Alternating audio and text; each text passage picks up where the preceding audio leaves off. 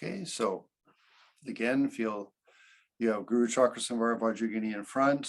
You are Vajrayogini without any implements and actually a little bit less divine identification. And you're doing it for more than yourself. In the space before me stands Guru Chakra Samvara and Vajrayogini in union, surrounded by a host of root and lineage gurus, yidams, Buddhas, Bodhisattvas, Dhakas, and Dharma protectors. I, in the infinite space of all beings, take refuge in the glorious gurus from this moment until we reach enlightenment. We take refuge in the perfect Buddhas. We take refuge in the Dharma. We take refuge in the Sangha. I, in the infinite space of all beings, take refuge in the glorious gurus from this moment until we reach enlightenment. We take refuge in the perfect Buddhas. We take refuge in the Dharma. We take refuge in the Sangha. I, in the infinite space of all beings, take refuge in the glorious gurus from this moment until we reach enlightenment. We take refuge in the perfect Buddhas. We take refuge in the Dharma. We take refuge in the Sangha. Upon attaining the supreme realization of Buddha, I shall free all beings from the endless round of suffering and shall deliver them to the bliss of enlightenment. For that may I practice the stages of Vajrayogini's path. Upon attaining the supreme realization of a Buddha, I shall free all beings from the endless round of suffering and shall deliver them to the bliss of enlightenment. For that may I practice the stages of Vajrayogini's path. Upon attaining the supreme realization of a Buddha, I shall free all beings from the endless round of suffering and shall deliver them to the bliss of enlightenment. For that may I practice the stages of Vajrayogini's path. I bow down and take refuge in the gurus and the three precious gems. Please bless my mind stream. Before the feet of the guru, non-different from the main deity, I present the offering to the Buddha fields as a gift to request my entering into the mandala of the sublime Vajrayogini. Om Vajrabhumi Ahom. Here is the mighty and powerful golden base. Om Vajrayogini Ahom. In the center of the Iron Mountain stands Meru, king of all mountains. To the four directions and subdirections of the four continents and subcontinents. In the east, the Treasure Mountain. In the south, the wish-granting tree. In the west, the wish-granting cow. In the north, the Ambama's harvest. Here is the precious wheel. Here the precious jewel. Here is the precious consort. Here is the precious minister. Here is the precious elephant. Here is the precious and best of horses. Here is the precious general. Here is the great treasure base. Here is the goddess of play.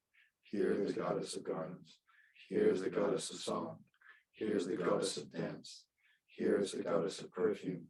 Here is the goddess of flowers. Here is the goddess of incense. And here is the goddess of light. Here is the sun, and here is the moon. Here is the umbrella of all that is precious. And here is the banner of victories in all directions. Here in the center are all possessions precious to gods and men. This magnificent collection, lacking in nothing, I offer to the Buddha fields as a gift to request you, O glorious and holy, kind to be allowed to enter into the mandala of the sublime Vajrayogini. In your compassion, I request you to accept this offering for the sake of all beings, and after accepting, I request as well that through your great compassion, you send forth waves of inspiring strength to all sentient beings, including myself, by directing to the fields of the Buddhas this offering of the mandala, built on a base resplendent with flowers, saffron water, and incense, adorned with Mount Meru and the four continents, the sun and the moon. May all sentient beings be led to these fields. Send forth to me waves of inspiring strength, so that after training on the common paths and becoming a proper vessel, I might easily enter into the holy vehicle for those of good fortune, the Vajra vehicle, which is the supreme of all vehicles. Om Idam Guru Radha Mandala Kami Irtayami. So again, welcome to the class. We're at the end of the Guru Yoga, but just to review lightly. Okay, before you is an immaculately beautiful, very, very, very expansive palace. Inside of that, are you, and then there's a very large sort of raised platform, appropriately sized, And then on that, then Buddha Vajra Dharma, and then Vajrayogini, Naropa, and then a spiral around to your root guru again directly in front of you.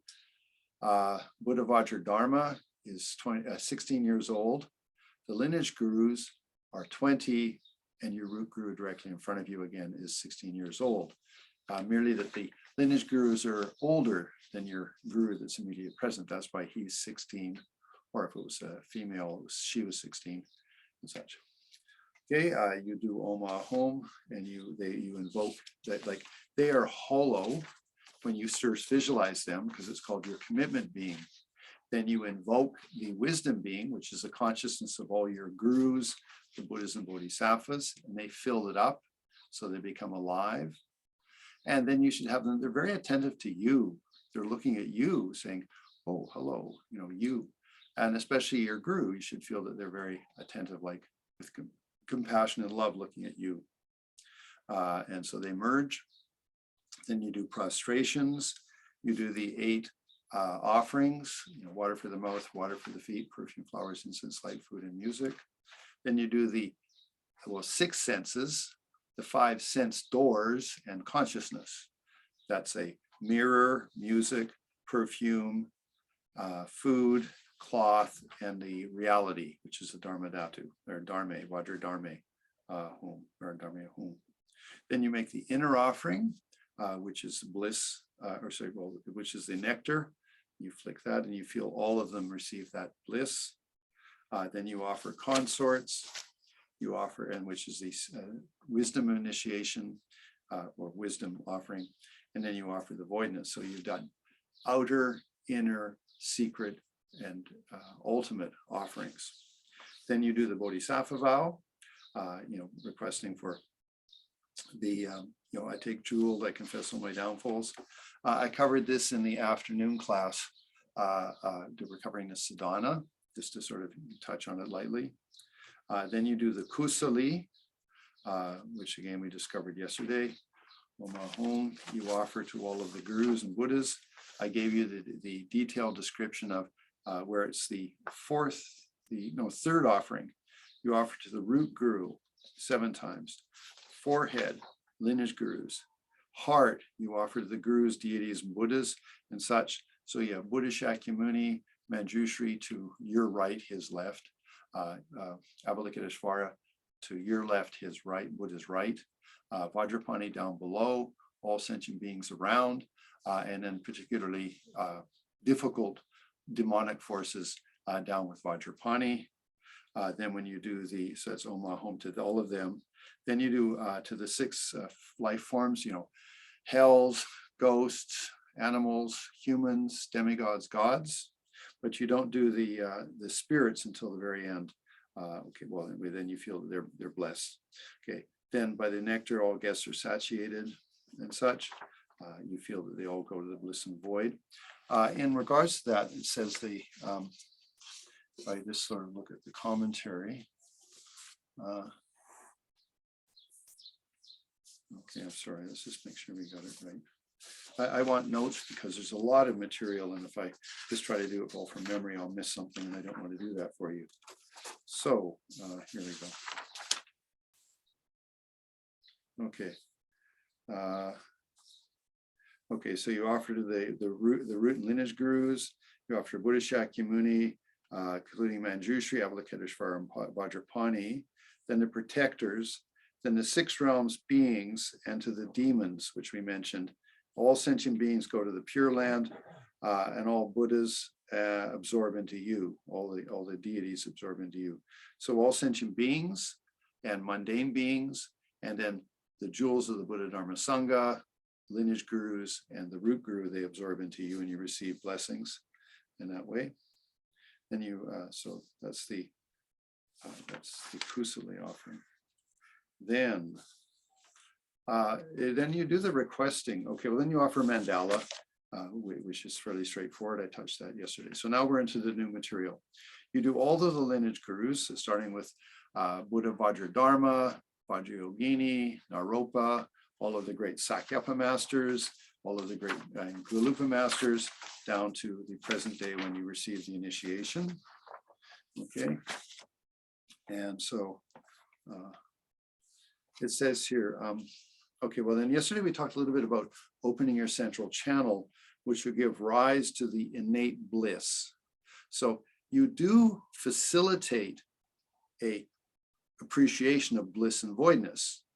You know, you continue to, whenever you have some bliss, you can try to mix that with, I am not self-existent, I am open, I am interdependent, I'm a continuity of causes and circumstances, it's all changing constantly.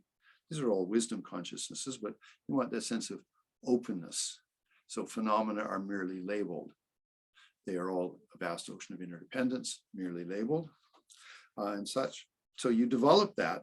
And then when you do these, you're asking, please, may I have the true experience of bliss and voidness? And so therefore you're requesting that and such. So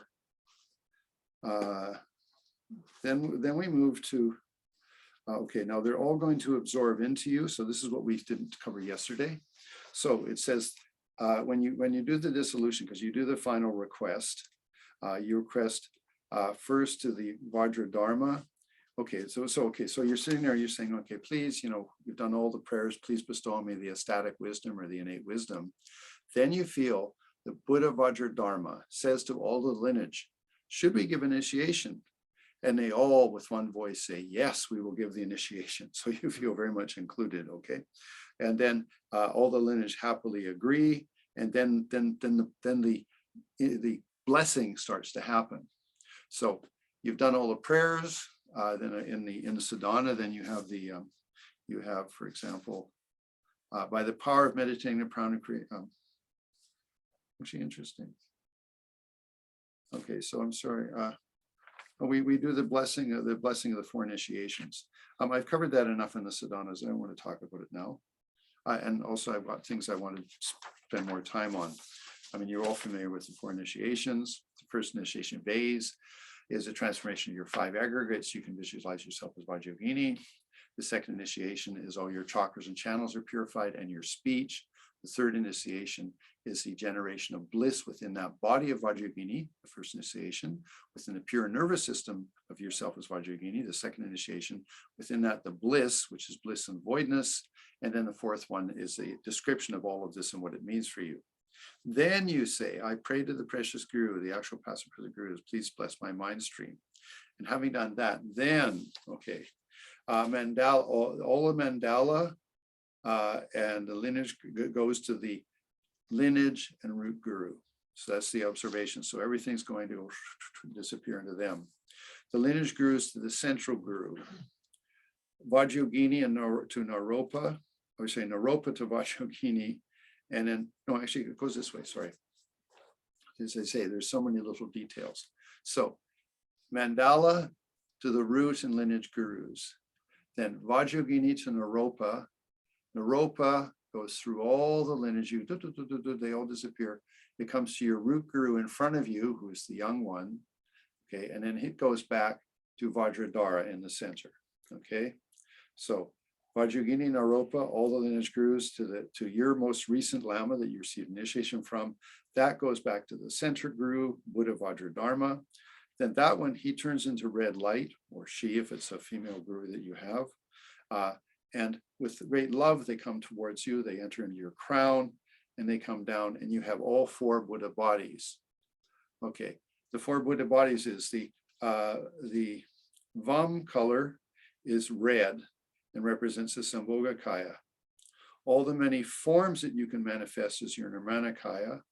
The wisdom is the Dharmakaya, and all essences is in all three are the essence body. So it's Sambhogakaya, Nirmanakaya, Dharmakaya, and what you say, the nature body, or Ngoyiku. Okay, so that's the nature body. So you have all four bodies you've attained with that bum syllable in your heart. Okay, now the Vam expands and all the name comes in nature of bliss and void. Okay, so you've received all the Gurus and the bum syllable merges into this really with my own mind. At that point, I recommend you pause and you just feel that the Gurus completely love you. that you rest in that there's no sort of, maybe they like me today, maybe they don't. I remember I got a message from one of my students that just said, "Oh, Jompa, I think you're angry with me." No, I'm not a Buddha, but no, it's not the way Buddhas would be, so you have to think, no, all the Buddhas, all the gurus, they always have consistent love for me and want me to become enlightened. So maybe sometimes your teachers might show a little bit of anger, but it's said to be like the anger of a mother for her child. I mean, in the depths, the mother only loves her child, but maybe on the surface needs a little bit of correction for the child. Okay, so then, okay, so that you feel that they're completely merged with you.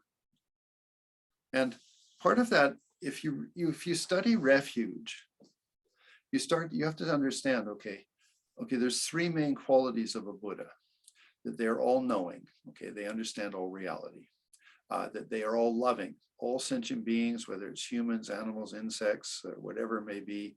Buddhas have infinite, empathetic love, compassion. The third one is all powerful, but the all powerful refers to nothing has more power than the Buddha's own mind. There's not like Buddha's consciousness and there's this which is above it, which is pushing it down or in some way affecting it.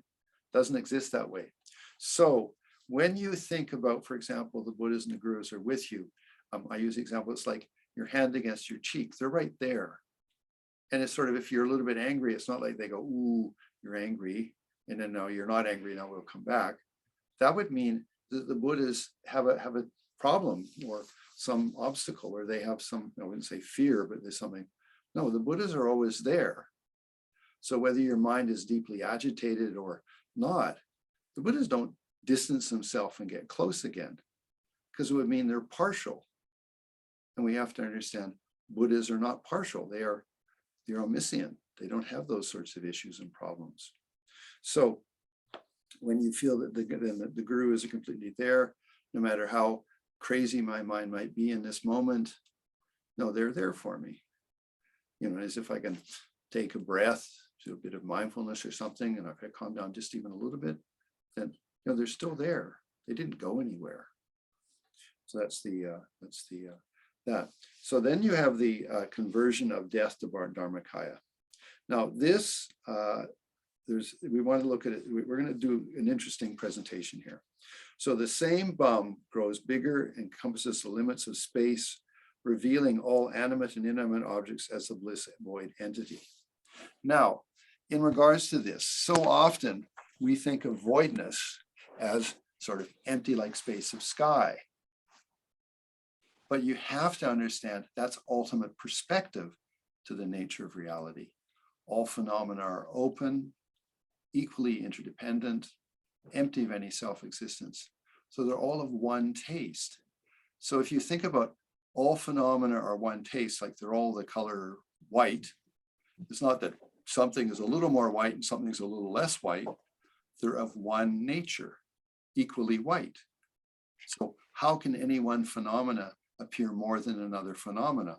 So all phenomena disappear in the ultimate perspective of the nature of reality. Your focus is nature of reality. And on that focus only, everything has to evaporate, because nothing can be more or less interdependent or whatever. So that's the open space of the sky. Come back to the Heart Sutra. All phenomena, objects here.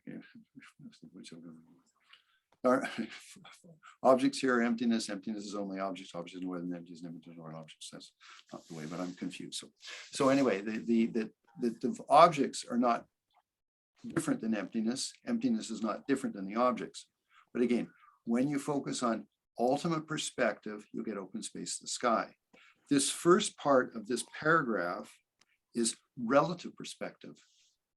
All phenomena do appear, but you understand their nature and you experience bliss. So in the, I believe there was should have been posted in the commentary and in the chat, if you want to pull it up. It should see general overview of Buddhist schools of philosophy. Now, I want to do this And it's not going to be a lot of philosophy, honestly. I want you to look at this and start to think about it in trying to get yourself closer to reality. Because we're talking about relative perspective. All phenomena are pervaded by the syllable bum. They all have the nature of the bliss and void, empty of self-existence, but they're still appearing. And in the Madhyamika philosophy, merely labeled. But so we have the Vaibhasika, Sautantrikas, Yogacharya, and Madhyamika. Now, again, this is not a deep philosophical presentation. I want you to think of it like there's a yogi or a yogini sitting under a tree and they're meditating. Okay, so they're sitting there. What they say is, okay, the Vaibhasikas, everything's true. Relative truth, ultimate truth, both true. Things really exist, okay? The only thing is for a relative phenomena, it has to perform a function to be true. So chair is chair, table is table, house is house. That's true. Those are real. Okay. But if you look at, so remember, Vaibhasika, you're sitting under a tree, everything is real. Okay. With that, then, if you're looking at something, it has to perform a function. Grass, is good for cows. Tree is good for shade, and fruit maybe or something. These perform a function.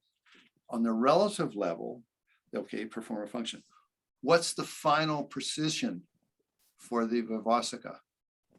All the phenomena are just atoms. Okay, this is interesting. This goes back 2,500 years. And if you think about it, they didn't have electron microscopes and stuff. But these meditators, they're sitting there and says, it's all just vibrating. If you've ever done the prayer, for example, it's in the longer Yamantaka prayer. It's not done in the Vajrayogini prayer particularly, but you might have done blessing Vajra and Bell. Vajra's method, wisdom, the two are the ultimate nature of reality. Om Sarva Tata Gata Siddhi Vajra Samaya Tishta Eshta Stam Dharmarati Hi Okay, so Om Vajraganda Hom Dorji Simple Sopra Never Share Wo. Okay, like that. Anyway, then you start ringing the bell. And in the bell it says all phenomena are vibrating, totally vibrating, just like the sound of the bell. So you have to think of it like when a bell rings, its sound penetrates walls and ceilings and all sorts of places, it can penetrate. Wisdom of reality is like that. But why? Like this thing says, everything is vibrating, totally vibrating, completely vibrating. Okay. So the Vaibhasika philosophy is we're just in this universal ocean of lots of vibrations. Okay. All atoms vibrating and stuff. And so what is the ultimate view of relative phenomena? It's all just atoms vibrating. That's their ultimate view of phenomena. What's the ultimate nature of mind, sense of self?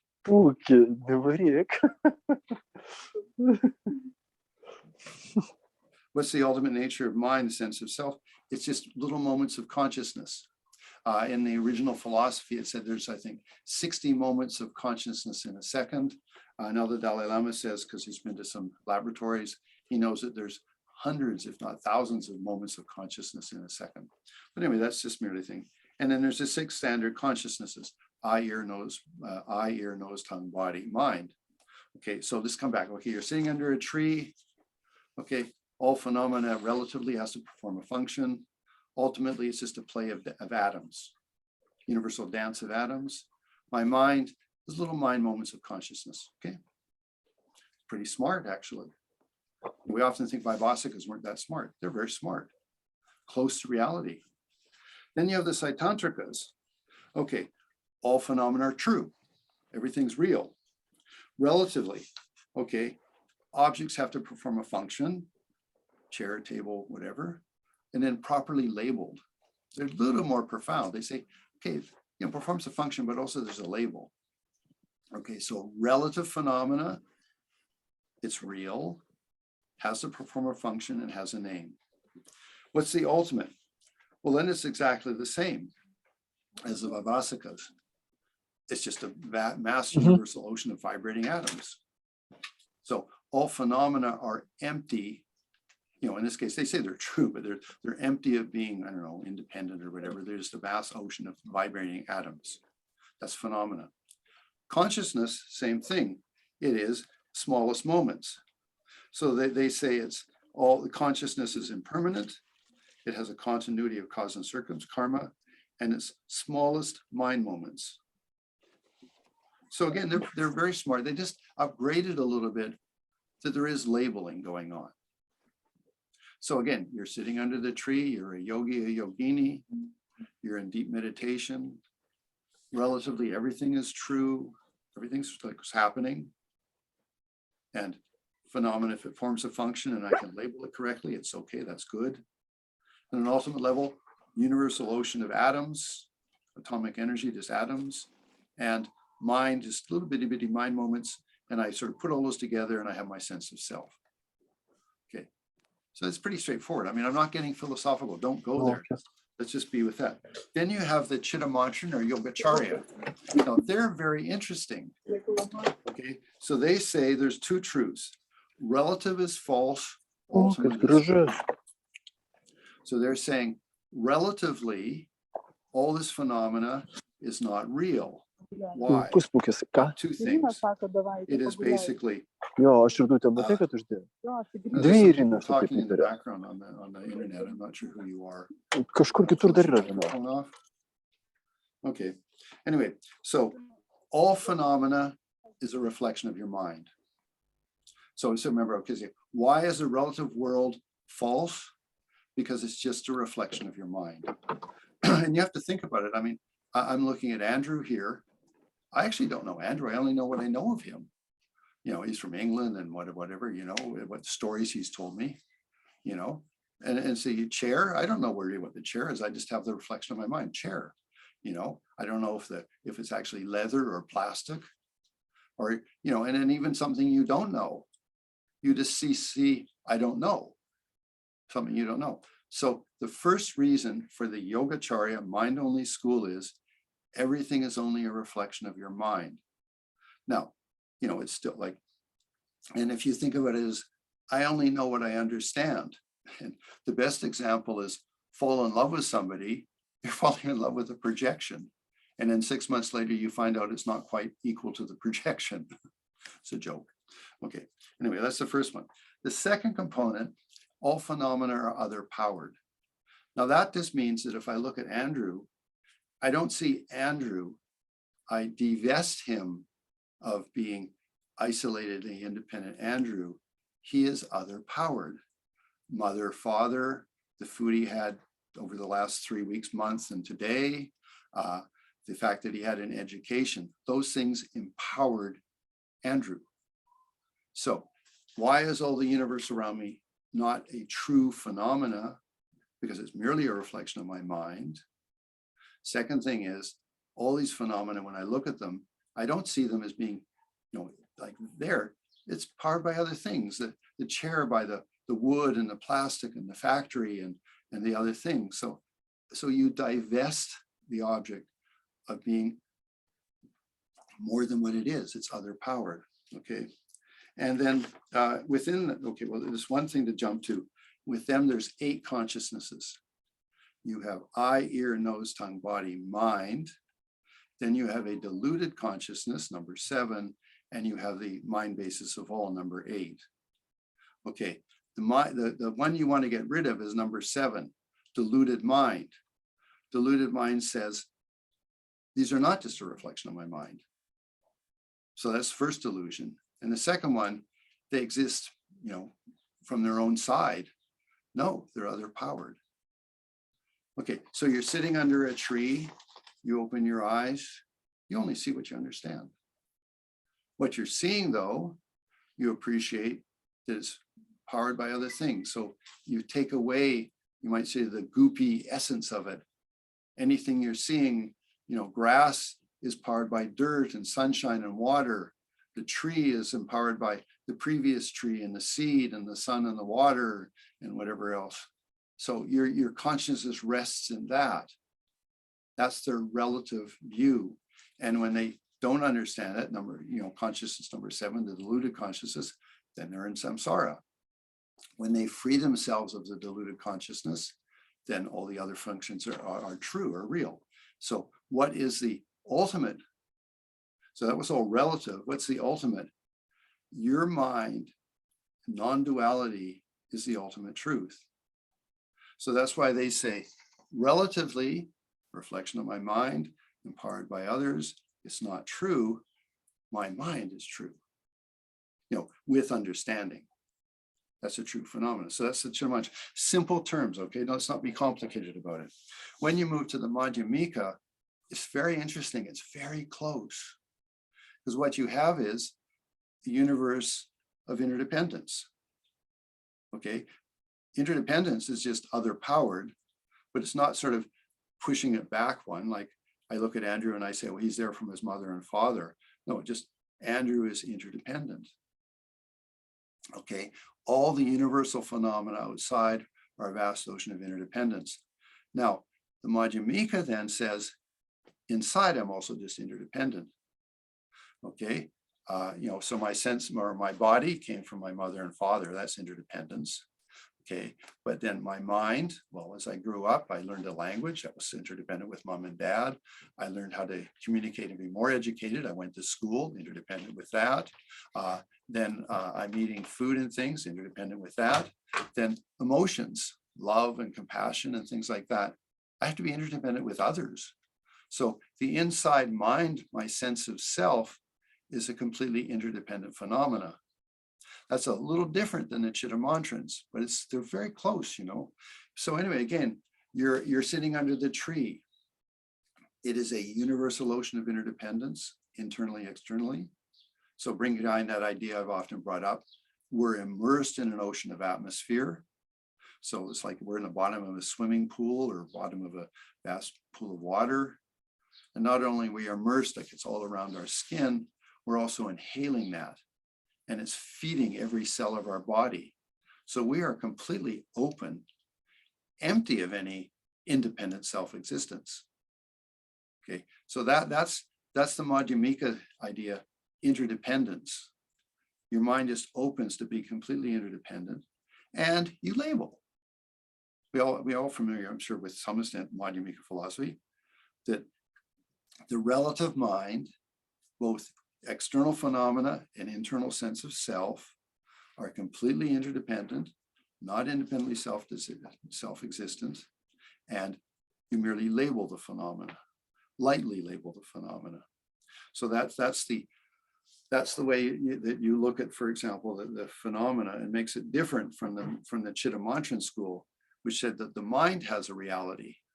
And they say, no, the mind, yeah, it exists in a relative way, it has a continuity of cause and circumstances, but it's just in a vast ocean of interdependence. So in the Madhyamika philosophy, when you move towards the ultimate nature is all phenomena are interdependent. I mean, if you study Nagarjuna a little bit, they never came into existence and then go out of existence. It's just a play of interdependence. Okay, I mean, you may have heard like, where does firewood stop and fire start? Or where does you're walking, where does one step finish and the next step start? I mean, you can study those on your own. But the point is, okay, the meditator under the tree, okay, the very first one sat down, everything's real. Outside is just a vast ocean of atoms, molecular energy, vibrating. And inside is just little mind moments. And you rest in it as your nirvana. The Swatantrics come along and they say, well, yeah, we get onto that, vast ocean of interdependence, or vast ocean of this vibrating atoms and molecules, little mind, but we can label things, so they're a little bit more detailed. You come to the Chittamantran school, and they say, well, when we open our eyes, we only see what we understand.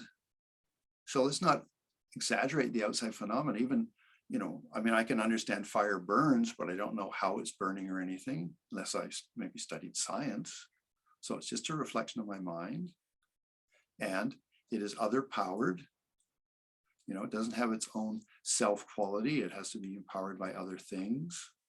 And if the deluded mind doesn't understand that, I'm in samsara.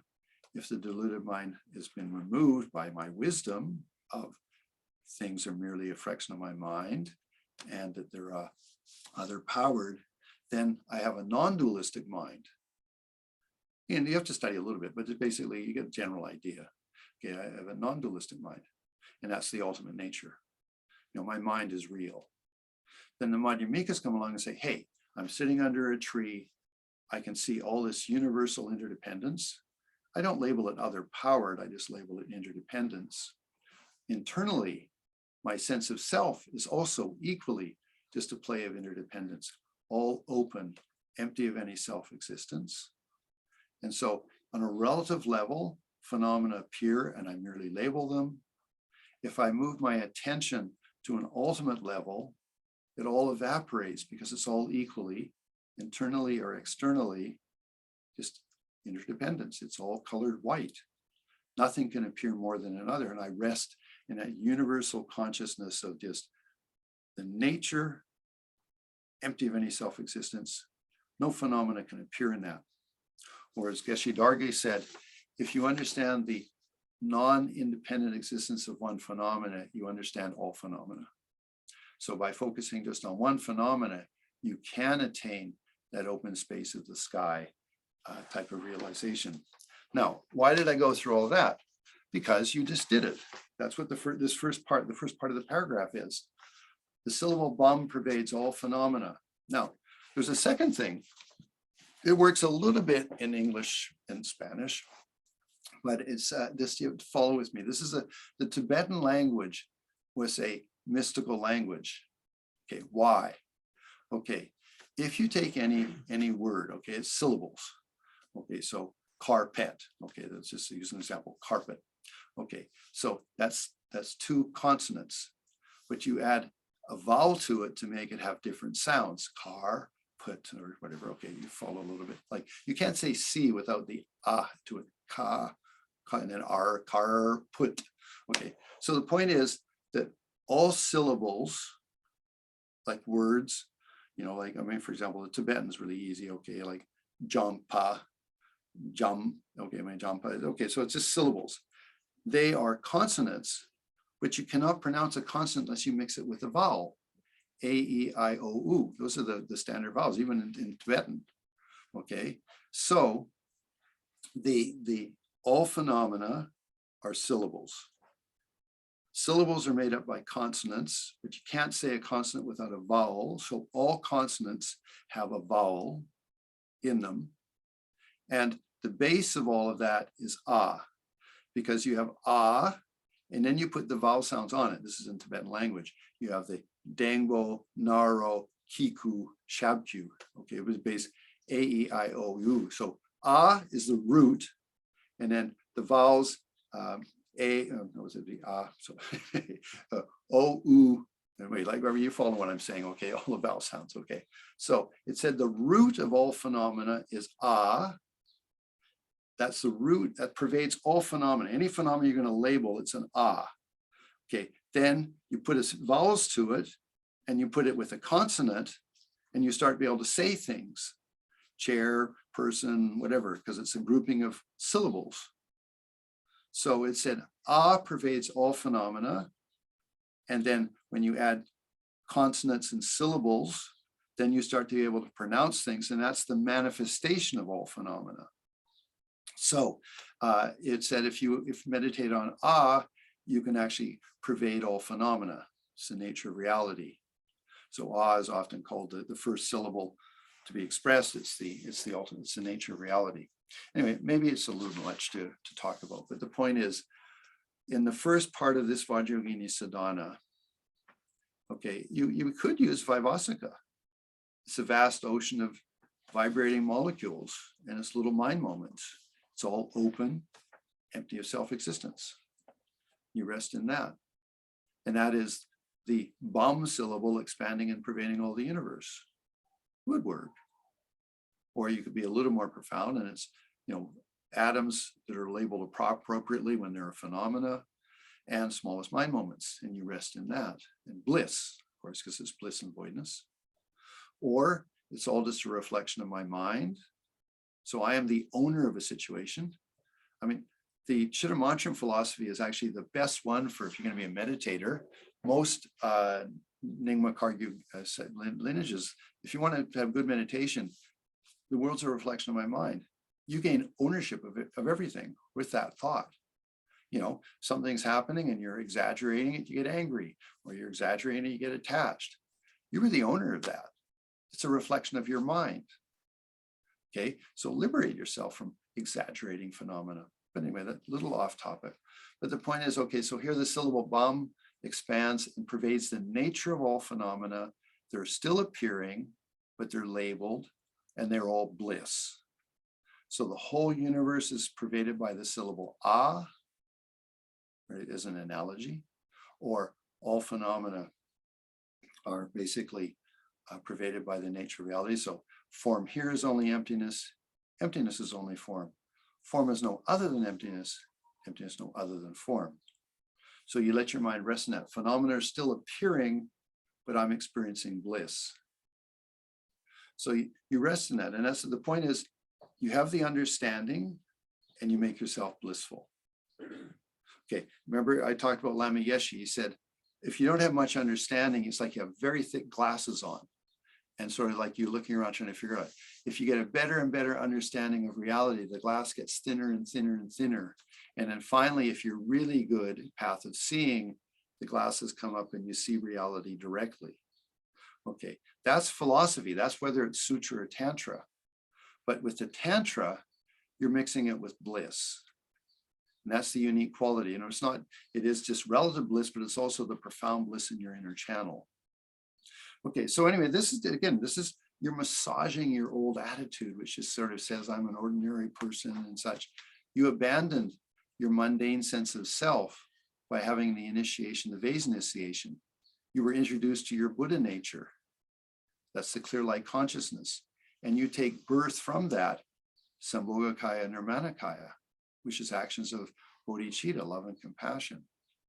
Okay, the philosophy and both of them is basically, there's a universal ocean of interdependence, externally, internally, Madhyamika, and things are merely labeled, not exaggerated, merely labeled.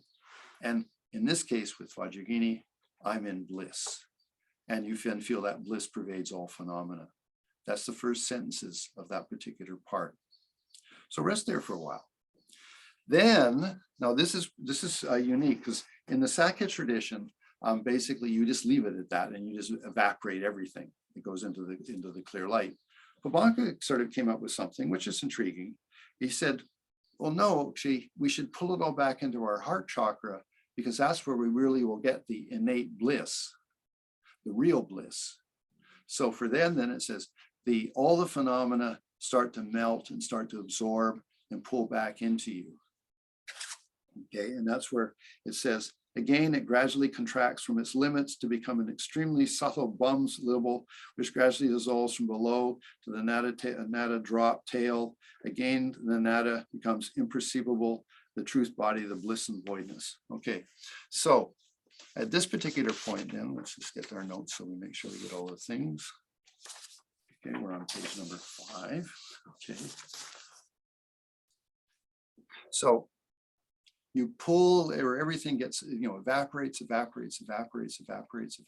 doesn't have any true existence, doesn't have any inherent existence, it's just a play of interdependence. It's all equally interdependent, so how can anything be more than anything else? And then you go down to the bum syllable, and then the bottom part of the bum goes into the head into the crescent into the dot into the squiggle. We posted that the other day in the chat, and I believe we posted it to all the people with an email. So you have some images there. The Tibetan image is good. It's a little bit better than saying BAM or VAM, okay? So whatever, you dissolve it all. So the general, I've heard different lamas present it differently.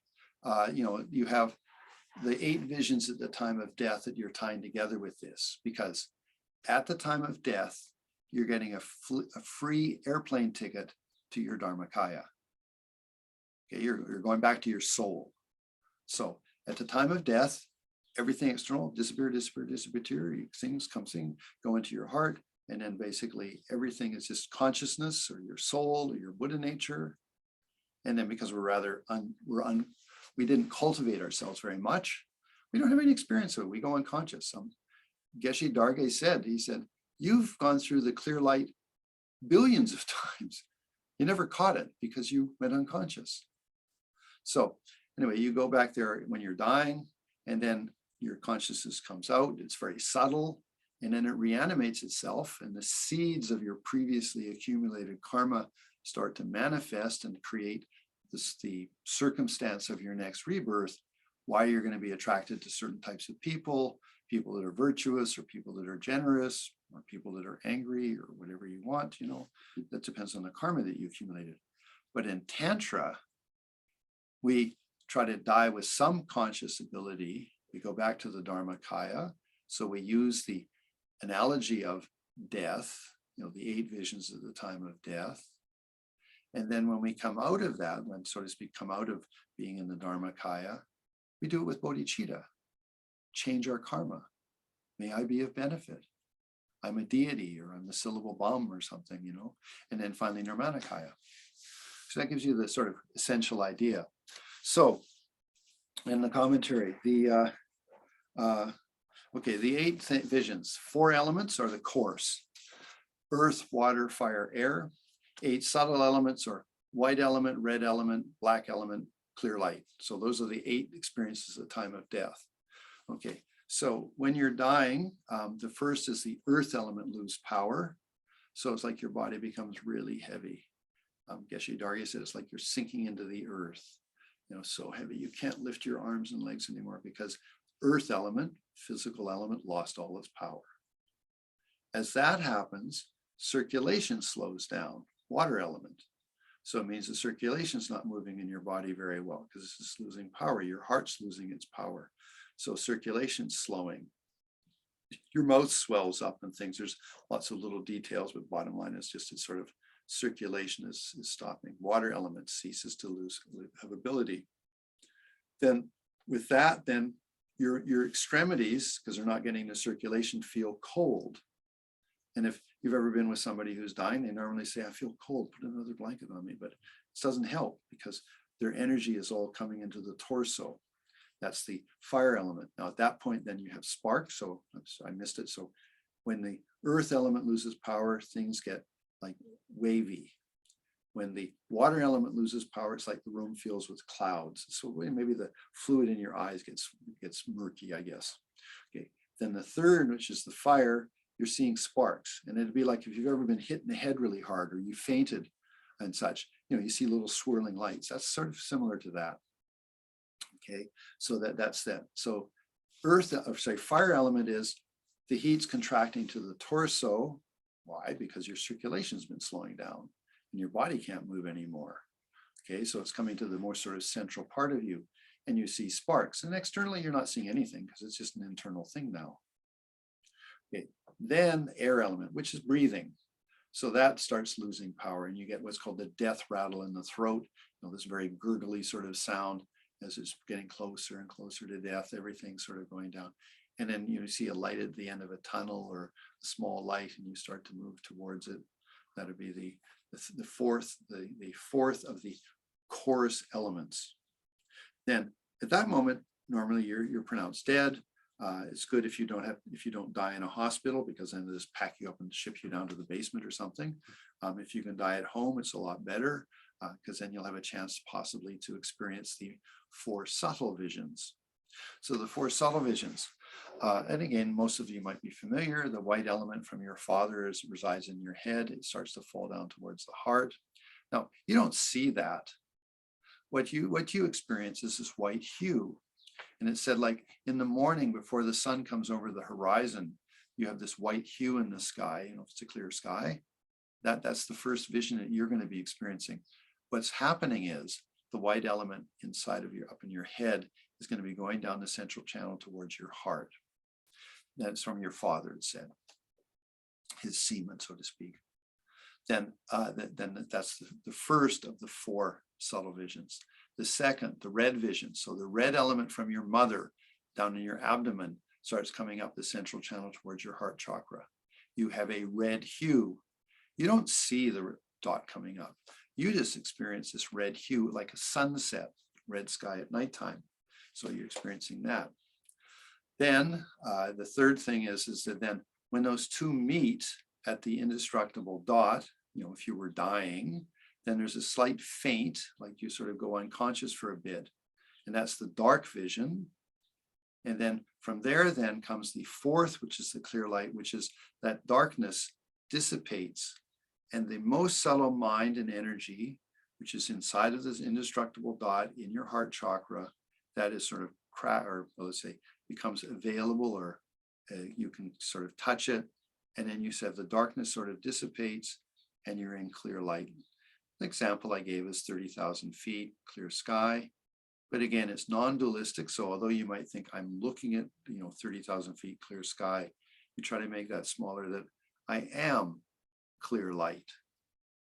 And if you're using the 30,000 feet of the sky, then you can think, okay, well, there's air here, and that's air is molecules and atoms and things. And so you sort of dissipate, and you end up with just clear light, like light, there's no color to it, clear light, non-dual experience, and you rest in that. Now that's the death evolution, 8 visions at the time of death. What you do is you hang your mind on something to keep your mindfulness. Okay, so as you're sitting and dying, and you're visualizing everything is going into your body, you can't move anymore, your body's just so heavy. What you have is just everything's going to the bum syllable.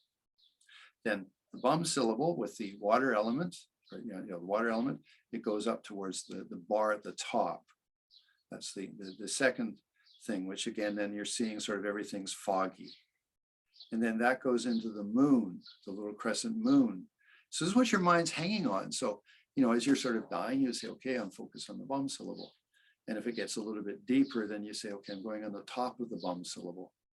And then it gets even more deeper. If you can hold your mindfulness, it goes to the little crescent moon. And that's what your mind holds on to. That keeps you conscious. Like yesterday, I gave the example of, like, if you're in a train and the train's going very fast, you're seeing things going by the windows. That would be, it's everything's shaky. Oh, now it's like foggy. Well, now there's sparks. But that's just a side phenomena. Your mind is focused on the little dissolution of this teeny little bum syllable, very fine, very small. Really you have to take that. So you have that. So you got down to the little crescent moon, and that's then the fire element. And then it goes to the dot, that's the air element. Okay, so now you have the air element. And now, as Geshe Darge said, he said, if you took a hair and you cut it into like in half, that's sort of what you're down to. You're down to something really small. And your mind's focused on that, like holding that as these various things. So the light at the end of the tunnel with the seizing of breath would be the dot. So you just sort of go into that. And then you start to go into the little squiggles. Okay, and there's 3 curves there. Okay, but that's the size of like a half of a hair or a quarter of a hair. But again, you don't have any other phenomena. It's just open space of the sky. And you're having the white hue, the red hue, and the black coloring is going to come up. But that's just sort of like the background. You hold your attention on the squiggle. So as you go through the first curve of the squiggle, and that's what your conscious is saying, okay, it's dissolving, it's going to first curve of the squiggle. That's the white vision. Okay, then it goes to the second curve, that's the red vision. Again, it's getting skinnier. It's down to like the 10th of a thickness of a hair. Okay, and your mind's holding that. And of course, what's interesting is when you die, the things that normally would inhibit your ability to meditate are being taken away. You had a big lunch, you can't meditate very well. Well, that's finished because your body's dead. Okay, so a lot of the problems with being able to meditate or having finer consciousnesses have been removed because the body's gotten out of the way. Blocked nerves, well, that's finished, although it's gone because your energy's moved into the heart chakra. So all of the normal mundane obstacles for having a more profound consciousness have been removed. So now anyway, you're down to the second curve. It's the red vision. There's just a red hue like open space of the sky, but your mind is on that 10th of the size of a human hair going into the third curve. Now, there's 2 things that happen in the third curve. Things become dark and you faint for just a short moment. It's like you go unconscious a little bit. And so that you should, well, let's say if we ever get to that, you should expect that. It's not like something, but anyway, so you got down to the third curve. It's like, like a hundredths of a thickness of a hair, and your mind's able to hold that. And then there's a little blotto, and then sort of it's darkness, but then that dissipates. And then you're just in clear light consciousness. And sort of just feel all the darkness, everything. And you have this so subtle mind, and it's non-dualistic, and you just rest in that. So that is your most subtle mind. It's your Buddha nature. Geshe Dargye often said it's a voidness, but it's your mind, most subtle nature, Buddha nature. And you have the consciousness, Dharmakaya. And part of that is that there's innate bliss. The innate bliss, the true innate bliss, came with the opening of the indestructible dot and the white and red elements meeting and such. That's the real innate bliss. But because you've been a meditator and because you associated all blisses with that things are empty of self-existence, they're just a vast ocean of interdependence, they have a continuity of causes and circumstances, they're impermanent, always changing. Because you developed that type of a relative mind with an experience of bliss, it helps you get there quicker, easier, because you have the familiarity. When I'm blissful, I'm close to the nature of reality. Relatively, phenomena appearing, vast ocean, internally, externally, of interdependent existence, but labeled. And in an ultimate way, all of those just dissipate, and it's just the ultimate nature of reality, clear light, open like the space of the sky. And you can spend some time thinking about, the form here is only emptiness, emptiness only form, form is no other than emptiness, emptiness no other than form, feeling, thought, and choice, consciousness itself are this, all dharma is here, void, all the primal void, etc., whatever. Okay, so you do that. That's the really most special practice that you can do to yourself. And like the Dalai Lama says, every day, he says, at least 3 times, I do these 8 visions at the time of death, tied together with the dissolution of a syllable, that I can then have mindfulness as I go into the death experience. Every day he practices it. He's now 86. So how many hundreds of times has he done it? Along with just other meditation, mindfulness, or whatever else he might be doing. So that by doing that, you right now are building up your airplane ticket to the Dharmakaya. That's why we do sadhana every day.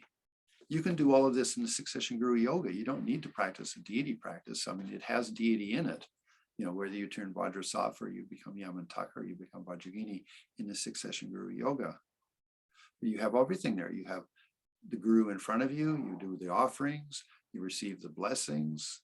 Then you go to the void. There's your 8 visions at the time of death. Then you turn into Vajrasattva. You can do all of this in that. But of course, it's very nice to do in the Yogini Tantra. So doing the Yogini short sadhana, long sadhana, whatever.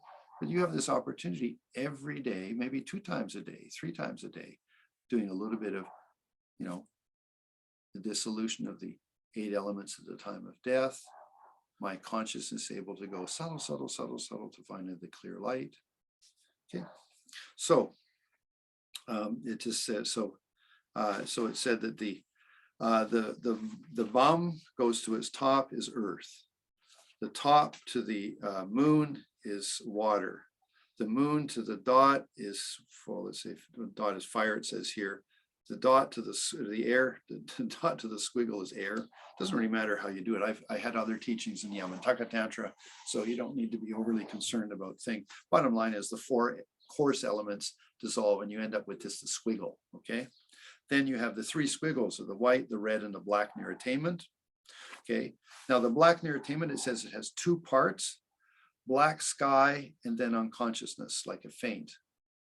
Okay, now the first thing so you get to the 3rd squiggle, appears this darkness, and then there's this sort of like you go a little unconscious, but it says the most subtle mind is still dormant at this particular point. The innate bliss of the most subtle mind and energy is still dormant in that. But when you have right then come to the clear light, then that is let's say this most subtle is no longer dormant, if you're able to hold consciousness. Okay, so you have what's called the three visions, white, red, and black, are called the near subtle, called subtle, and the clear light is called the most subtle, just to put labels to it. Again, in commentaries, if you get hold of commentaries, will describe this. You have then, it's called the threefold emptiness, okay, or complete emptiness. Clear light is called the true mind of isolation. It's a threefold emptiness. And what that refers to is that everything is like, there's just open space. It's empty of any self-existence, and it's bliss. Okay, so open like the space of the sky, most subtle mind. It is, you understand it has no self-existence. Open like the space of the sky. It's bliss. And then you also identify, this is my Dharmakaya. Now, interestingly, actually, you can't be conceptual at that point. So it is an experience. It's not sort of like you intellectualize it. But anyway, we do that in our meditation, that we try to have that, oh, this is it. This is the ultimate place. And just a side note, because, you think about these things, when you're a Christian or such, or you believe in God, well, you're going back to God. And that's the ultimate place. You have to think about, okay, when I'm dying, I want to go back to that ultimate place. Now, again, I'm not getting too philosophical, but just say, okay, when you die, you want to go back to that ultimate place. There's no place after this. There's not like, oh, I got there and there's still something more. It's called a non-affirming negative.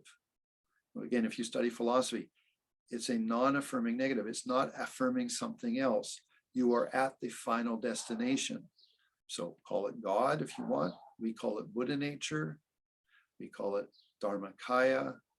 You don't need to go anywhere else. You wouldn't be able to think at that point, but you're there and you rest in that. That's personal liberation. That's Dharmakaya, the holy mind of all the Buddhas. Okay, and you have those four identifications. Open like the space of the sky, has no self-existence, it's bliss, and it's my Dharmakaya. Okay, then, okay, now at that point, it's called the most subtle mind and energy. And it's in the heart chakra, it's the white and the red elements together. Okay, but it says that they're held in union at that point, because if they start to move, you come out of the body. Now that's where you do the tuktam. The Tibetan's word for it is like you are abiding in the nature. Lingam Rinpoche, my own guru, I was there on Christmas Day when he stopped breathing. I was in the house. There was I and a fellow from Switzerland. We were there. We were sitting downstairs because we used to visit every day. He'd been ill. He'd had some strokes. And then on Christmas Day, December the 25th, Kungala, the manager, came downstairs and says, Rinpoche has stopped breathing. Okay, so okay, wow, so very, very holy. He stayed in meditation for 13 days, no breathing. One of the attendants, Tupten, was a very close friend of mine. He said, we put a mirror in front of his face. There's no little bit of smog or something, a little bit of thing from that. He's not breathing for 13 days, and he stayed in Tutam, which is this, he held the white and the red elements in his central channel inside this indestructible dot. He held them together. Okay, now, when he died on the 13th day, I was there also at the house, like when he left the body, you could say, okay, then it said that the white and the red, like they move a little bit, he changes the concentration. Then it said a little bit of blood comes out of the nose, or a little bit of fluid comes out of the penis or the genitals. It's what they could say can be noticed and stuff. Sometimes it said the body just moves a little bit, like just a little jerk to one side. And that's when the consciousness leaves the body. And we were in Dharamsala at like 5,000 feet. And it was like, this is December or January the 10th or something like that, whatever. Okay. And there's this huge blanket of clouds above us, going up to about 10,000 feet, this flat ceiling of clouds. And right above the house of Lingam Rinpoche, it came a vortex. It was really, like, wow, interesting. We're all sitting there going, look at that. And because it was a flat cloud, like ceiling, and then suddenly it started to move in a circle. Okay, and that was sort of when Rinpoche left his body. Interestingly, when I was in my 3-year retreat, in the second year, Trijang Rinpoche died. I didn't attend because I was in my retreat. I was in my confined area that I needed to stay in. But they burned his body at the children's village. And it was a perfectly clear day, no clouds or anything. And everybody saw rainbows appear in the sky above it as they cremated his body. So very precious lamas. He was in what's called Tutam for 3 days, approximately, I think they said. And then they bound it up and they do a special sacred chorten or stupa, and then they burned them. And then with that, then all these rainbows appeared in the sky. One of the monks who was in retreat had gone to that, and he told me about that. So interesting. So there you have now what's called the most important part of your stage of generation, which is death as Dharmakaya. It is your personal liberation and such. Okay. Okay. So just to cover it, like with the death process, all the knots that are around the central channel start to loosen themselves because the energy is going to pull to the heart chakra. So basically, as the white and the red come down towards the heart, the 3 knots around the heart chakra. It's in one of the images which should have been posted to the emails and things. You have it's a Tibetan drawing of the chakras, where you can see at the heart there's like 3 left and 3 right. They're the 2 side channels. Well, they open up, and that allows the consciousness from the white and the red to come together and to join inside of the indestructible dot. The indestructible dot is never available until you do it. That's why you do psychic heat or tumo meditations or whatever you care to call it, or kundalini practices. It's for that. It's to open the central channel to gain access. Okay, anyway, so there you have so at that point, the knots of the heart opened, and it said, the mother clear light, which is the innate nature, and you are the son clear light or the daughter clear light, they meet. And just as a mother knows her children or the children know the mother, that's what it's like, that those 2 merge, and you have the experience of the clear light. And that's called the ultimate or the true mind isolation. It's your most subtle mind, it's your soul, everything else like that. Okay, so that's really clean, clear.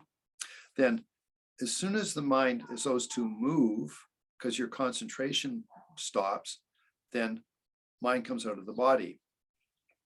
There's lots of teachings. If it comes out the top of the head, it's good. If it comes out the chest, it's good. If it goes out the lower part of your body, it's not so good. It means maybe a bad rebirth, things like that. Those things you can study in other texts. But the bottom line is we are practicing Tantra.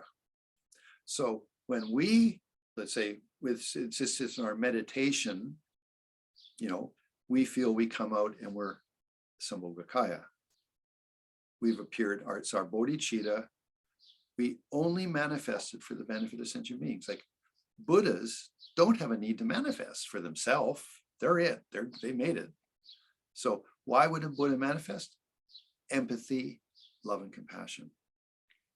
So they come out of the thing, and you become, in this case, a syllable bomb, which is recognized as your Sambhogakaya. If you're in the Heruka Tantra, it's a little dot squiggle. In the Yamantaka Tantra, it goes through a series of things. It's basically your consciousness observes the formation of the semen and the ovum, and then becomes a pinkish colored disc. And on top of that comes a syllable D, and it turns into a sword, and that turns into you as Manjushri. That's your Sambhogakaya. It depends on the Tantra. In this way, all Tantras are really the same. Like I've said before, it's like flavors of food. Yamantaka has a particular flavor for you, helps you in your Dharma practice. Vajra has a different flavor. She helps you in your Dharma practice.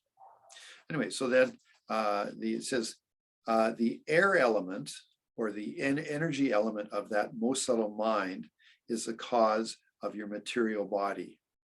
And the mind is a secondary facet. So you might remember yesterday, I went through this whole thing of your hand. There's your 5 senses. There's your ordinary mind, and there's your most subtle mind.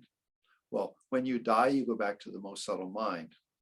When you come out of the body, your mind's becoming coarser, like more consciousness, more manifest. The seeds that were dormant in the most subtle mind start to show up, and you start to create the karmic body, your bardo body, that's going to be the cause of like why you go to a particular rebirth. But in Tantra, because you did it maybe every day or several times every day, you came out of that as a Sambhogakaya for the benefit of sentient beings. Okay, so that's a very good identification. May I be of benefit?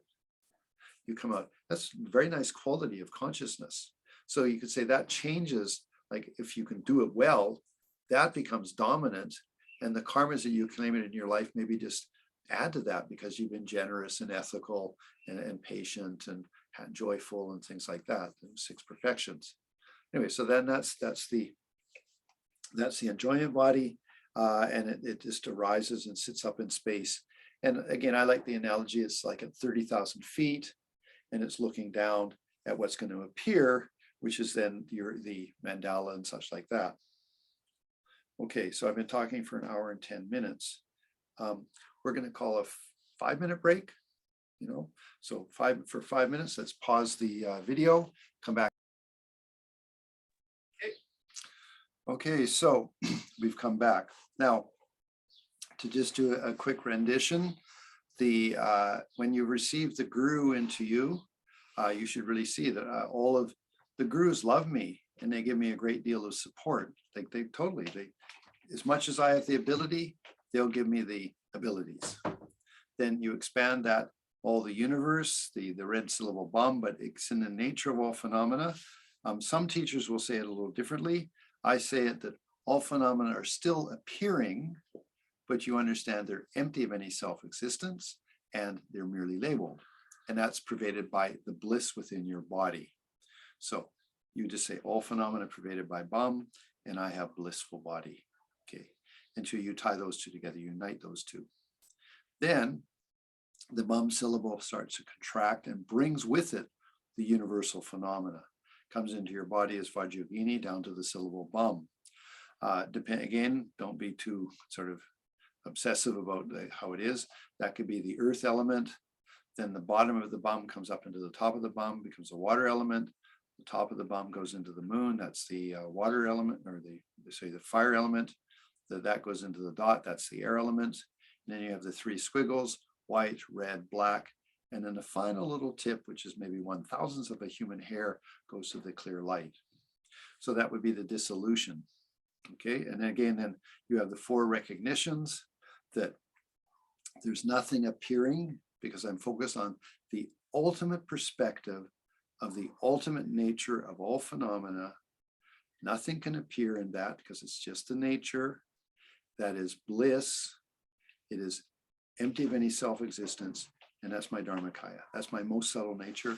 That's my soul. Whatever might work for you as a terminology. So you stay in that. So that then is the mixing death with Dharmakaya through the 8 visions.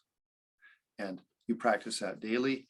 And remember that you hang your mind on the experience of the dissolution of the syllable Bum. And that is the object that you try not to lose.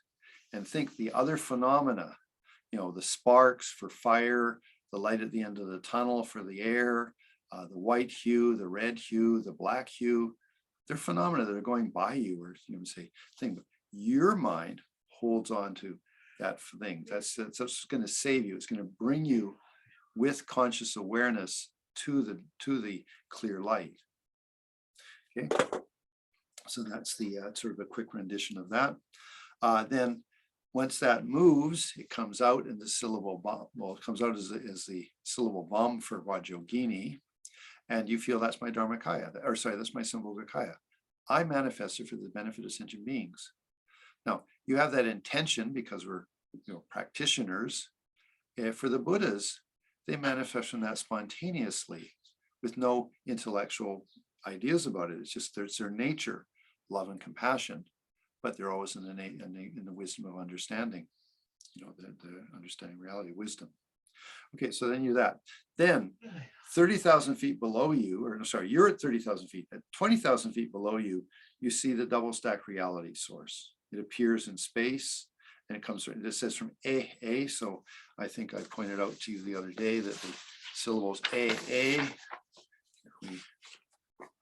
that's the syllable AA, goes like that, and that turns two of the bars of the double reality source, and that becomes then the third bar, and then you have a double thing. So you do that. That was in the class yesterday, in case you missed it. Okay. Now, in seeing that, you can be inside of the Vajra floor, wall, ceiling, roof, okay, the protection wheel, because you're protected inside of that. So it said the fire outside, because your consciousness is floating up here, your little syllable bum. Down below you, there's a double stack reality source, but there's also all the other parts of the mandala. So the fire is spiritual determination. The fence is your bodhicitta. The cemeteries are wisdom. Okay, so you may be familiar with the thing idea. Okay, so there's this expansive Vajra floor, Vajra wall, Vajra roof, Vajra ceiling. Okay, then outside of that, going counterclockwise, is 5 colored lights, fire, and they have little Vajras and arrows and stuff flipping around to go and kill all of the negative spirits that might try to come inside of that sacred space. That is spiritual determination, or the more traditional word is renunciation, but I am spiritually determined. Then the floor, wall, roof, and ceiling is bodhicitta. The cemeteries around the bottom of this, this skyscraper double stack reality source is the wisdom. And why is it? Because the cemeteries in ordinary tantras are outside of the Vajra floor, wall, and ceiling, like in Yamantaka or Guhya Samaja and other ones like that. But with Vajrayogini, they're inside, because you're using samsara as the vehicle for your realizations. So she has no fear of the cemeteries. Now the cemeteries, if we, again, if I had a lot of time, I guess you'd almost need 14 days for a full commentary or whatever. The cemeteries just represent realizations, like like if you've read, for example, Yamantaka Sadhana, there's the cemetery, there's 4 cardinal and 4 intermediate directions. In each one, there's a tree that represents your central channel, your spine. At the top and the bottom of the tree is, for example, Indra and his elephant, and that represents your upper moving wind and your lower moving wind. And then the corpses represent impermanence and such like that. They all represent something. Okay, and then then in the Yamataka, there's a yogi being as drum. Well, in the Vajrayogini, it's the same objects, but they're inside, and she utilizes those as her practice. Then, so you're, again, your little bum syllable is up here. It's looking down at maybe 10,000 feet or something like that, and then it says, "Oh, look at that!" And there's this beautiful double stack reality sources. So then it's going to come down into it, and it's going to then spontaneously become your aspect is Vajrayogini, Dharmakaya.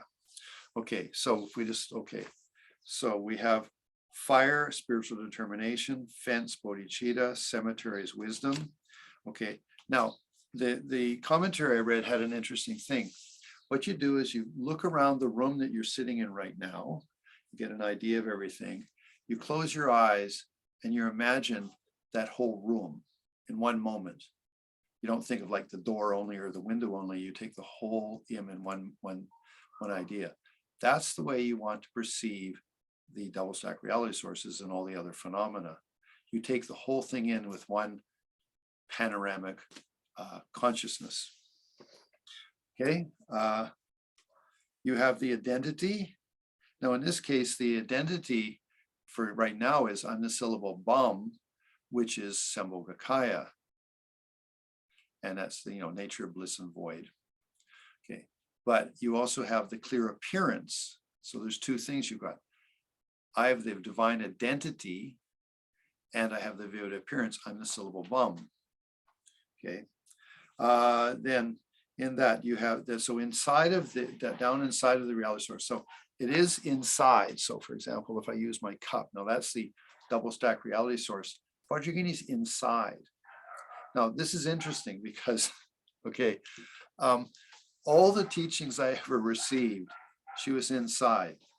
With Kalkajes and Dampa, she was on top of it. So here I am, I'm translating for 40 people. And it's just Nangtu is a Tibetan word, Nangtu, which is in. Okay, Tengtu is on top of, Nangtu is in. And in the Sadhana, it's Nangtu. And Kalkajes and Dampa said Nangtu. So I translate, she's inside. Well, as we continue with the commentary, he said, she looks down at the bliss swirls. And I said, no, she looks up at the bliss swirls because she's inside. And he said, no, she's on top. So there's a difference between Mochu Dharma Vajra and Pabanka, but maybe not. It depends on who's interpreting. I mean, I don't mean me as interpreter, the person is reading the text. Because like I say, Tengtu, that's Tengtu. This is Nangtu. And in all the sadhanas and in the commentaries, Nangtu. But, you know, whatever the way I was taught by Serkan Rinpoche, Tricha Rinpoche, everything, Nangtu, inside. Okay, so I just share that as sort of a silly little thing. I don't want to exhaust you. It's been more than an hour now. But so you look down, you know, again, you're this little bum syllable up here. You look down, you can see inside because sort of the double stack reality sources are clear, like, you know, pink colored glass or, you know, slightly red hued glass. And you see inside, and then you see the lotus, and inside the lotus, you see the center of the lotus. So the cardinal directions are red, the yellow and, no, yeah, the cardinal directions are red. Sorry about that. Yellow is the is for, like, if you're looking down, east is in the front, yellow is in the two corners, green and black. There's 8 petals. Red's the 4 cardinals. Yellow is, you know, your right and your left, right front, left black, green and black. Okay, and when you're the bum syllable and you're going to come down towards those, and that's where you're going to take your birth. Okay, now I'm going to stop at that point. So tomorrow we'll start it up again here. Tomorrow will be Saturday. We'll do the rest of the death is Dharmakaya, Sambhogakaya is Bardo, and birth is Nirmanakaya. And then there's just the mantra recitations that should be able to do on Sunday, and then just some concluding commentary and such. So we will get the full presentation pretty much. Okay, so that concludes the talk for tonight, but we now have questions. Okay, remember this, I post this within an hour of the class. I posted that, you know, I post on YouTube, then I try to post it in various WhatsApp groups, and then maybe we'll try to post it as an email, if not tonight, tomorrow morning. So you get to watch this again and maybe clarify some questions you might have in case you don't get a chance to ask questions tonight, okay? Also, several people asked about donations. One to the Dharma Center. This is a Karma Kargyu Dharma Center that we're doing it in. I think that's great. You know, I'm a Galupa. I'm in a Karma Kargyu Dharma Center. But then again, I mean, she has initiations from the Dalai Lama and stuff, the person here, you know, and I have Sakya, Kargyu, and Nyingma gurus. So it's good. It's like break up the idea that the different sects are different. We're all just trying to become bodhisattvas and Buddhas. Okay, anyway, so for donations, there will be posted donations to make to the Dharma Center if you'd like to. Thank you very much for them, for the building and for the internet and everything, and then donations for the teacher if you'd like to. Thank you very much. So that's just a quick side comment. Now, questions? When is the Kalarupa Jenang? On Monday night. The Kalarupa Jenang, Monday night. That's the primary protector of Yamataka. I will tell you great stories about Kalarupa then. We need to set the link up for it. Yeah, we'll set up a Zoom link with anybody that's registered. If you're not registered, send me a personal email and I will give you the link. No other questions? I guess. Could you please describe the 4th initiation one more time? Well, basically, the 4th initiation is just a description of the previous 3 to put it in context for you. So when you take the fourth initiation, it's called the word because it's basically explanation. So it says, on the basis of the first one, you transformed your 5 skandhas. You no longer are mundane. You are coming from Dharmakaya. Because remember, you turn into Vairochana, Ratnasambhava, Amitabha, Amoghasiddhi, and Akshobhya. So that was the first initiation. Changes your 5 aggregates, 5 skandhas, whatever, turn into 5 Buddha wisdoms, and you can now identify with and do all the practices of the stage of generation. The second initiation is the purification of all the nerve channels and such, and it's also purification of speech, because the first one was body, this one's speech.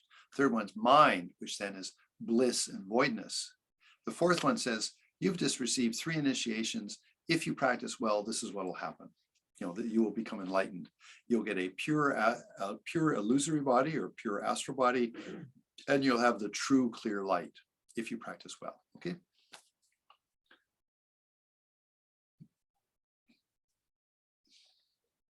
Do spend some time. I would encourage you to do like the 4 schools of philosophy, not philosophically. You're sitting under a tree. Because I studied philosophy and I thought it was interesting, you know, it seems really confusing though. And then I thought, no, okay, I'm a guy or a girl sitting under a tree. Okay, first everything's real. That's okay. I mean, sorry, I guess that seems appropriate. It's all just atoms out there, actually including your body, just a play of atoms. And my mind, my sense of self, just little mind moments. Seems reasonable. You sit in that. Then the second philosophy, just all atoms, body and all phenomena, just atoms, play of atoms, vibrations. And my mind is the smallest mind moments, but there's labeling. The third one, which I find so intriguing, it's all a reflection of my mind. Now, don't think that the reflections are true. I mean, if you have delusions, then you're in samsara. So it is a reflection of your mind, but you've got delusions. Okay, if you don't have delusions, you know, you have wisdom. Things are impermanent, they're always changing. They don't change arbitrarily. They have a continuity of causes and circumstances. All those causes and circumstances are interdependent. Then I like to say they're all open, all phenomena are open, empty of any self-existence. So that's still going to be applicable wisdom. Anyway, so everything's a reflection of my mind, and it's other powered. And so that means anything you look at, like I'm looking at the camera, well, the camera is not self-empowered, it's powered by others, a factory and plastic and electronics and stuff. So again, you diffuse the object of its self-existent sort of nature. It's really profound, you know. Next time you look at somebody you hate, well, you only hate them because they made you angry or made you upset. And you're over-validating them, you're exaggerating them. They're just other powered. They were made by mother, father, and their experiences of their life and traumas they had. And that's why they're so miserable and horrible and things like that. They're other powered. So then you can have real compassion. I mean, first you gained ownership of the fact that you're angry. So, okay, it's just my, you know, what made me upset. So I own it. So hey, I can work on it. That's the first thing with the Chitta Mantra philosophy. And the second thing is, hey, that object, it's other powered, you know, don't exaggerate it. So it's one of the Chitta Mantra or Yogacharya school, very beneficial if you're a meditator. It just helps so much. I mean, you see something and you, whoop, okay, that's just my mind reflecting. And think about it. It only is. It's only what you understand. Anyway, then the final one is just universal ocean, internally, externally, interdependence, merely labeled. And then that's where it's very interesting, because then you can say, form here is only emptiness, emptiness only form, form is no other than emptiness, emptiness no other than form, feeling, thought, and choice, consciousness itself are the same as this. All are primal void, none are born or died, nor are they stained impure, etc. That's the Japanese Heart Sutra, which is a little bit easier to memorize. Okay, I'm sorry, so questions? Please explain the cardinal directions. North, south, east, west. What suggestions can you share for practitioners who have commitments for different Yidam practices in order to have better results in realizations for Lamrim generation stages? Okay. Should we focus mainly on one, both generation and completion, and practice the others in a secondary manner? Okay. Question is it how do I practice many deities and still, benefit myself? Well, one thing you should start off with saying, all deities really have the same nature, bodhicitta and sunyata, and then you think of them as flavors of food. Tara is a very nice flavor, liberated energy. Avalokiteshvara, compassion. Manjushri, wisdom. Vajrapani, capacity. Or you move to the higher tantras, whatever. They all have a flavor, isn't it? Like a particular aspect. And it's talking to you. I mean, Vajrayogini is just so blissful. Yamataka is so intense. Heruka is like, wow, like that. So get that down so that you don't sort of think that like there's a big difference. And what you're doing is you're changing the energy in your body with each identification. So generally, I would say, if you have a really good feeling for one deity, stick with it for a few years so you really get the flavor of that deity.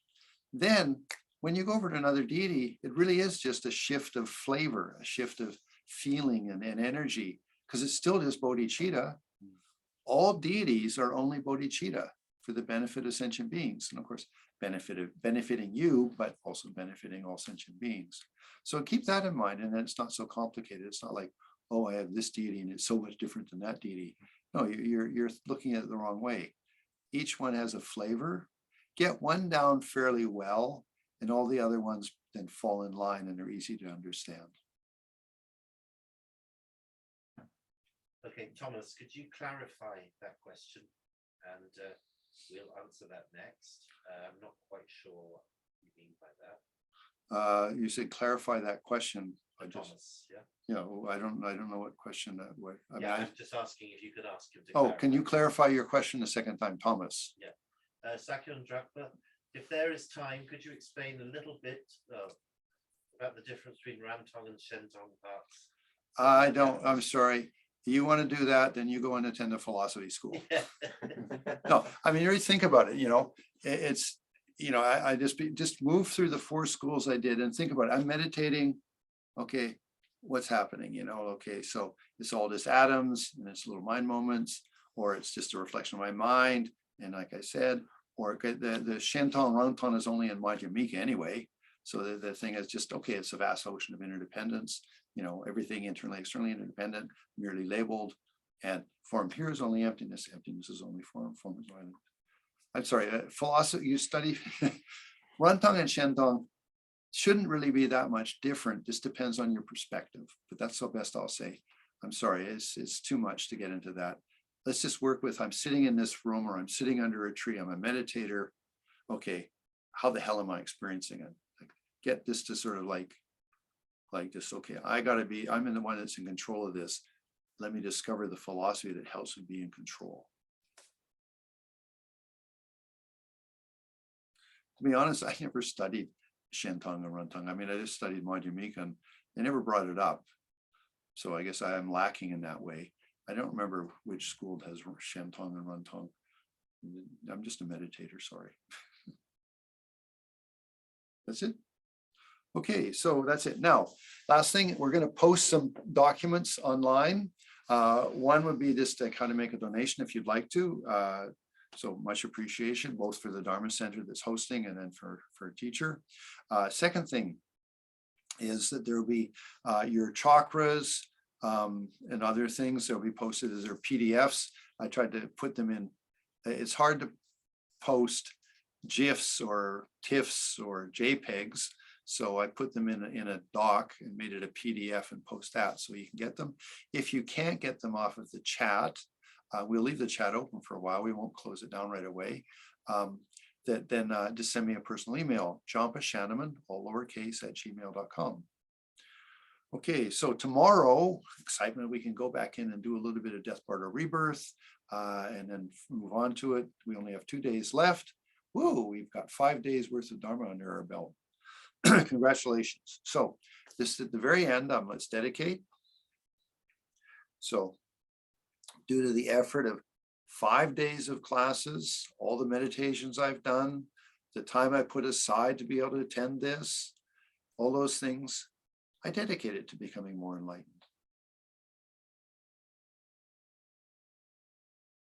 And may my enlightenment be a benefit to others.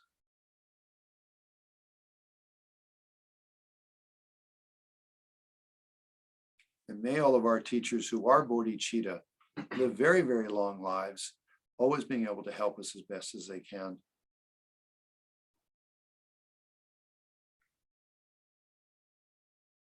And may there be truly lasting peace in this world and in all worlds. Okay, so we're not turning off the session to counsel for everybody, but we have finished so that you'll just have the image of the altar here, and we'll leave the chat up so that you can grab those files. And remember, if you can't, just send an email either to the admin for the technology or to myself, and I'll send them to you as fast as I can. Thank you very much. Don't close it. You can mute.